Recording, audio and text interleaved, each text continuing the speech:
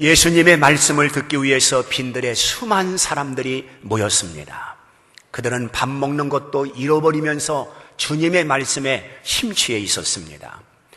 예수님은 모인 무리들에게 영적인 생명의 말씀뿐만 아니라 육적인 양식도 그들에게 채워주기를 원하셨었습니다.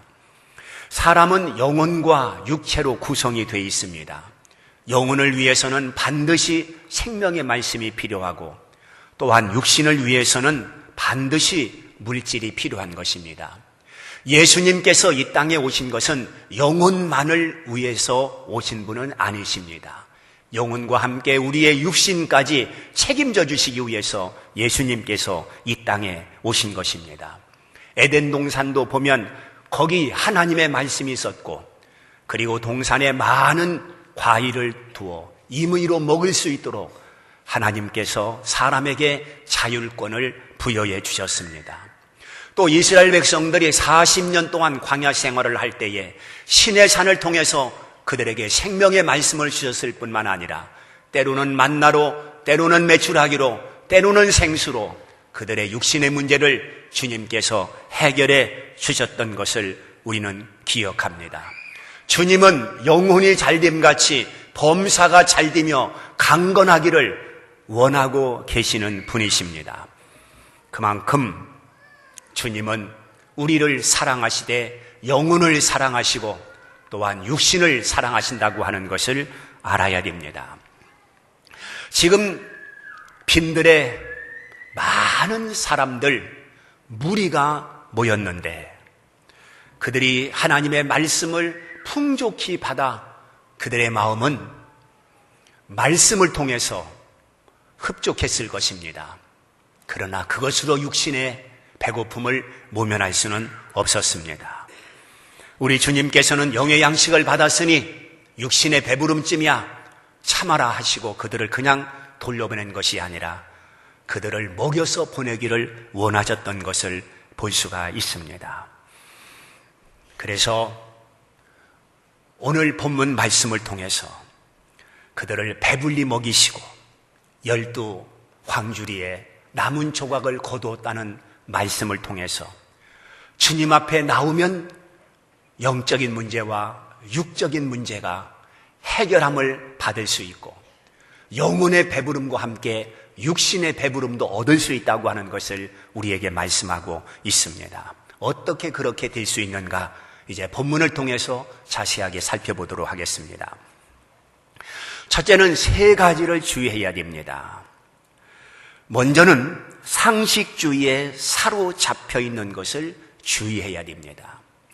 본문 7절 말씀을 보면 빌립이 대답하되 각 사람으로 조금씩 받게 할지라도 200데나리온의 떡이 부족하리라 이렇게 대답했습니다.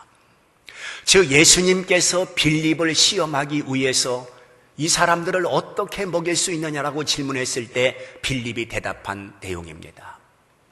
성경에 보게 되면 빌립을 시험하기 위해서 주님께서 물으셨다는 것입니다. 여기 시험이라고 하는 것은 빌립의 믿음을 주님께서 보시기를 원했습니다. 그런데 빌립의 대답은 지극히 상식적인 것을 대답했습니다. 여기에 모인 사람들을 먹이기 위해서는 200데나리온의 돈이 필요합니다. 이건 누구나 아는 상식에 불과합니다. 예수를 믿는 사람들은 상식을 뛰어넘는 믿음이 필요한 것입니다. 우리가 한번 생각해 보시기 바랍니다. 땅을 깊이 파면 물이 나온다. 이것은 누구나 아는 상식입니다. 이것은 누구든지 믿을 수 있습니다. 땅을 더 파면 물이 나온다. 그러나 반석에서 물이 나온다. 이것은 믿음인 것입니다. 그 믿음이 광야 땅에서 그것도 반석에서 생수가 쏟아져 나올 수가 있었던 것입니다. 이스라엘 백성들이 홍해 앞에 섰습니다. 뒤에서 애굽의 군대가 쫓아옵니다. 앞으로 나갈 수도 뒤로 물러설 수도 없는 진퇴양난입니다. 이럴 때에 이 많은 사람들이 탈 수 있는 배가 있으면 이 홍해를 건널 수 있습니다.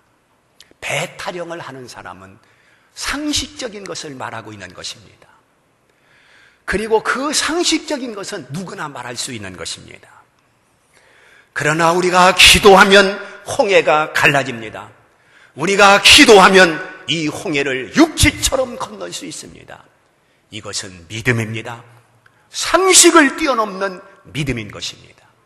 하나님의 기적을 믿는, 하나님의 능력을 믿는, 창조적인 하나님을 믿는 사람들의 말이 되는 것입니다. 우리는 상식 이상의 것을 바라볼 수 있는 믿음이 필요한 것입니다. 그 다음에는 조건주의를 주의해야 됩니다. 마태복음 14장 15절에 보면 저녁이 됨에 제자들이 나와 이르되 이곳은 빈들이요 때도 저물었으니 무리를 보내어 마을에 들어가 먹을 것을 사 먹게 하소서라고 말씀하고 있습니다. 지금 이들이 처한 환경은 딱한 환경입니다. 이들이 처한 환경은 분리하기 짝이 없습니다. 환경적으로, 시간적으로 그렇습니다. 때는 저녁입니다. 아무것도 구할 수 없고 얻을 수 없는 빈들입니다. 그리고 이미 저물었습니다. 더더욱 얻기가 힘든 시간입니다. 아주 좋지 않은 환경이요, 아주 좋지 않는 조건이라 말할 수 있을 것입니다. 이럴 때 사람들은 좌절하기 쉽습니다. 그리고 포기하기 쉽습니다. 많은 사람들이 환경 탓을 합니다. 나는 환경이 좋지 못해서 공부를 못했다고 말합니다.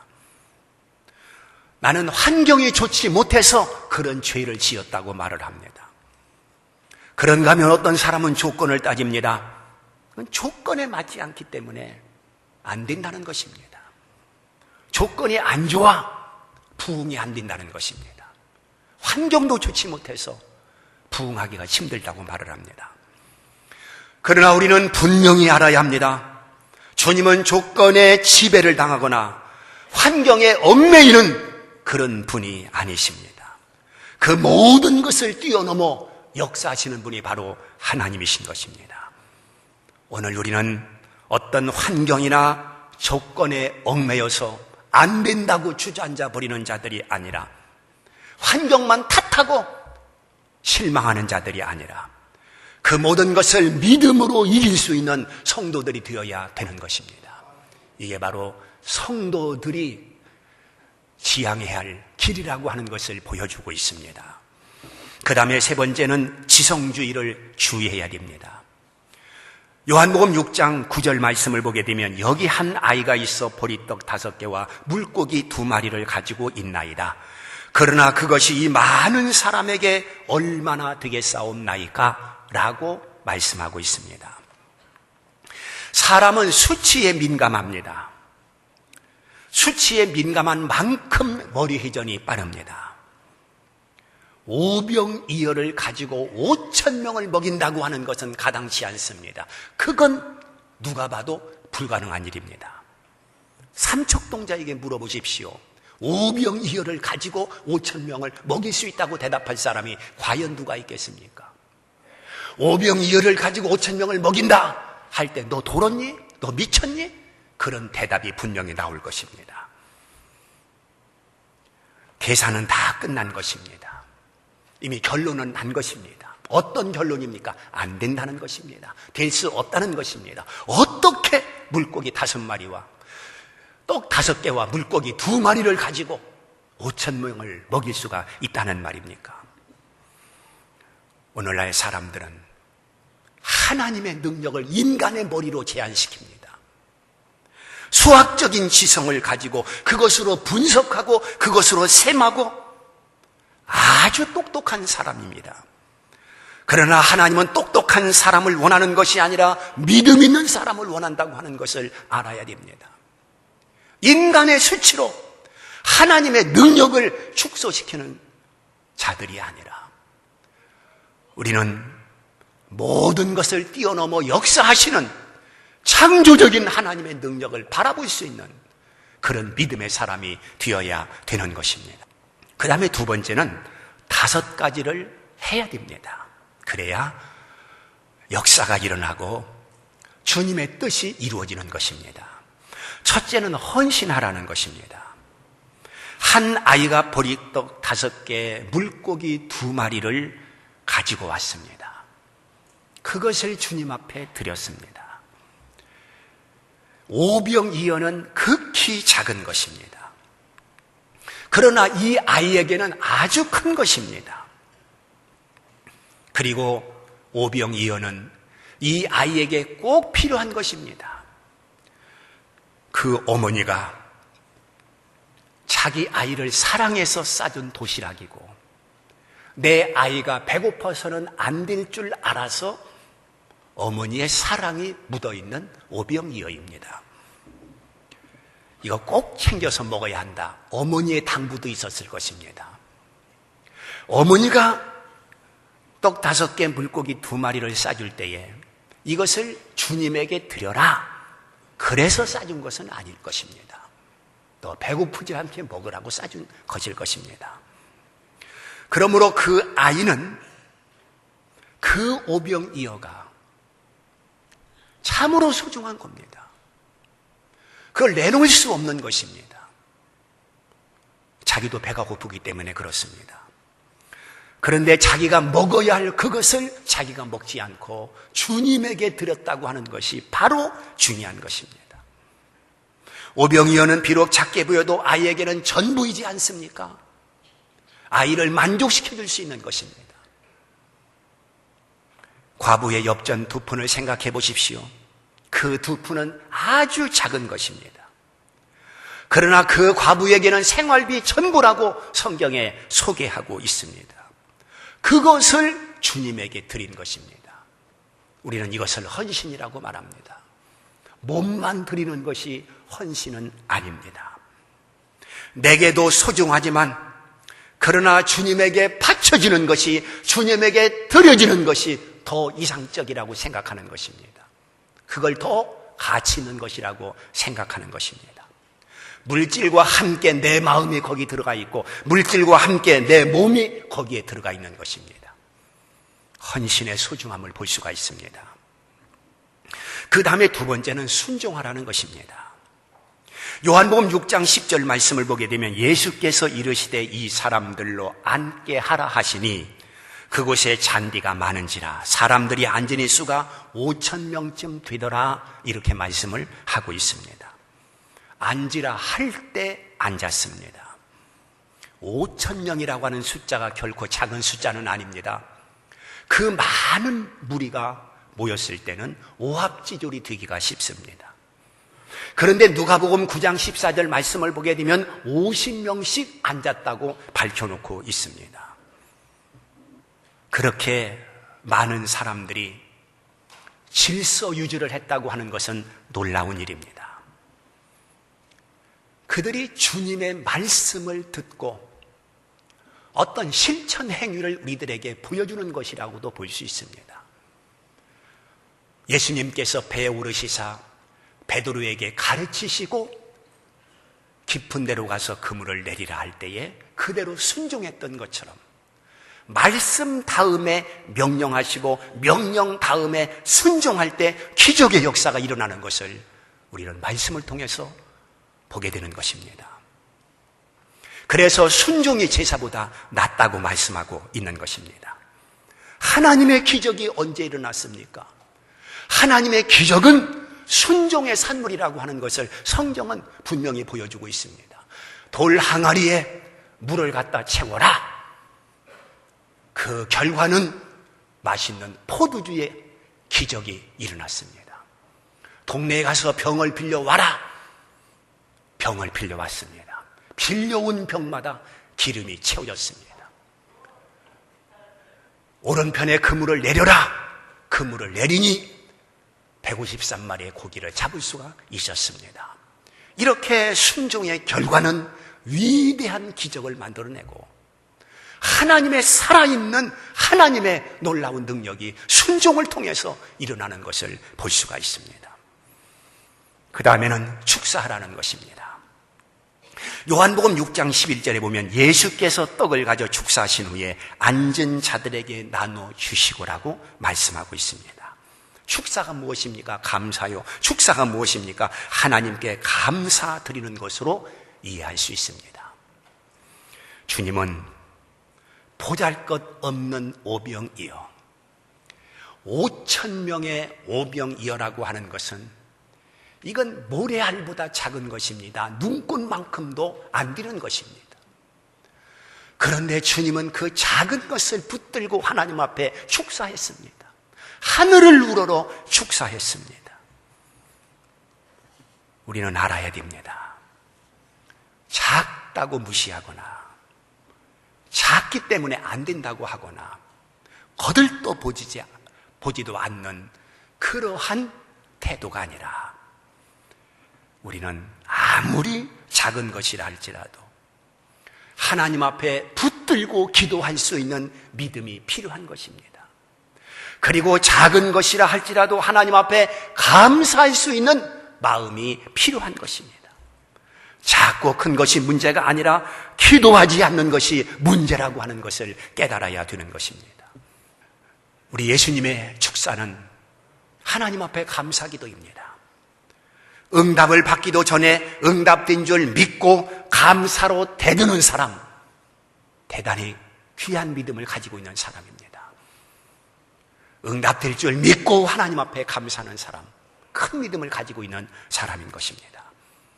그 다음에 네 번째는 나누라는 것입니다. 나누라.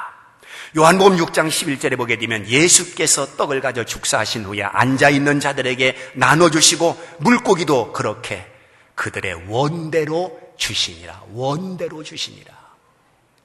그들이 한 마리 더 달라고 하면 한 마리 더 주고 또 한 마리 달라고 하면 또 한 마리 더 주고 원대로 주셨다는 것입니다. 주님은 이렇게 필요한 사람에게 나눠 주셨습니다. 언제나 경제에는 선한 목적을 가지고 있어야 하는 것입니다. 안정되고 건강한 사이는 나눔에 있습니다. 교회의 나눔은 바로 교회다움인 것입니다. 한국교회가 사도행전 교회처럼만 사회적 칭송을 받기를 원한다면 그 비결을 이미 사도행전에서 보여주고 있습니다. 무엇입니까? 나눔이었습니다.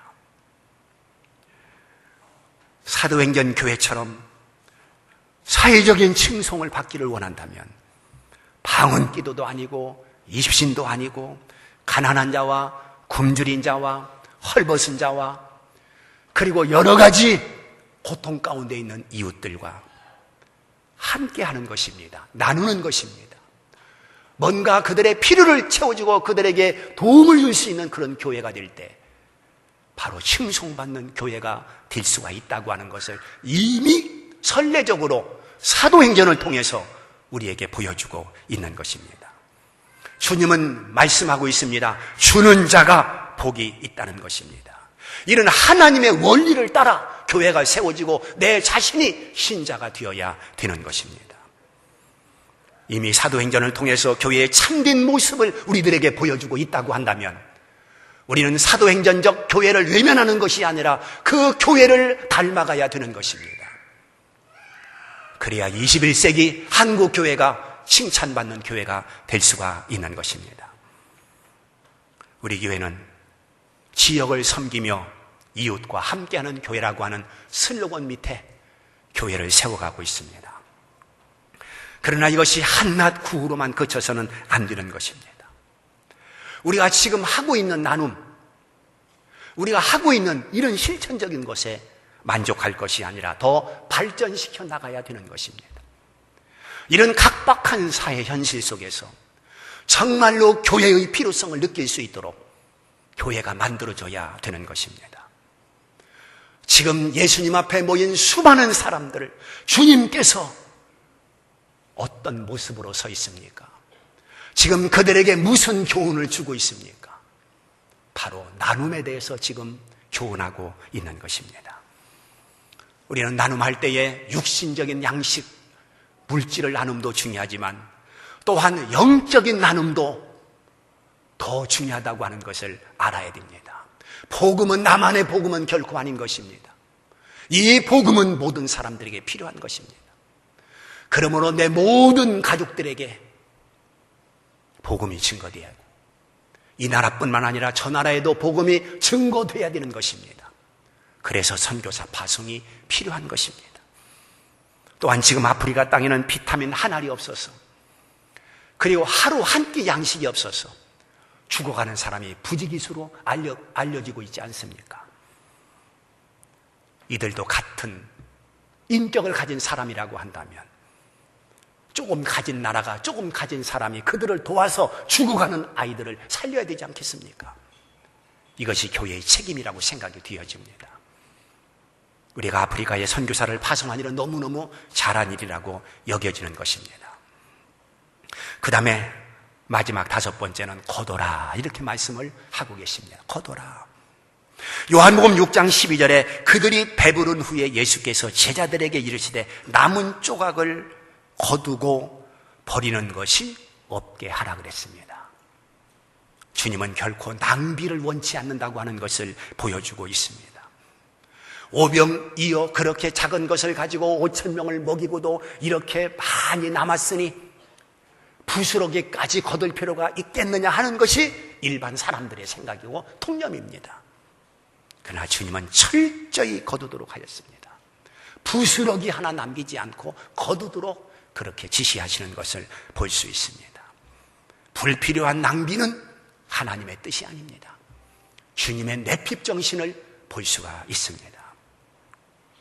특히 우리는 교회라고 하는 공동체 생활을 할 때에 내 것이 아니라고 하는 생각 속에 하나님의 것을 너무 쉽게 생각하고 낭비하는 경향이 있습니다. 우리는 분명히 생각해야 됩니다. 내 것보다도 훨씬 더 소중한 하나님의 것이라고 하는 것을 기억해야 됩니다. 하나님의 것 앞에는 반드시 성자가 붙습니다. 성물이라는 것입니다. 함부로 할 수 없다는 뜻입니다. 내 것이 아니라고 하나님의 것을 아무렇게나 낭비할 수 없다는 뜻입니다. 우리 교회에 부목사님으로 있었던 어떤 분이 담임 목사님으로 갔는데 그분이 그런 얘기를 하더라고요. 자기가 부목사로 있을 때는 그냥 빈 선풍기가 돌아가든지 아니면 빈 방에 불이 환하게 켜 있든지 별로 관심이 없었대요. 그런데 담임 목사가 되고 보니까 사람도 하나도 없는데 빈 선풍기가 돌아가면 가슴이 쓰리다고 그러더라고요. 가슴이 쓰리다는 거예요. 의식 차이가 그렇게 중요한 것입니다. 오늘 우리는 다 이런 담임 목사의 심정을 가져야 됩니다. 정말로 하나님의 교회 종이 한 장이라도 아낄 수 있는 주님의 마음이 필요하다, 그런 말입니다. 이제 말씀을 맺겠습니다.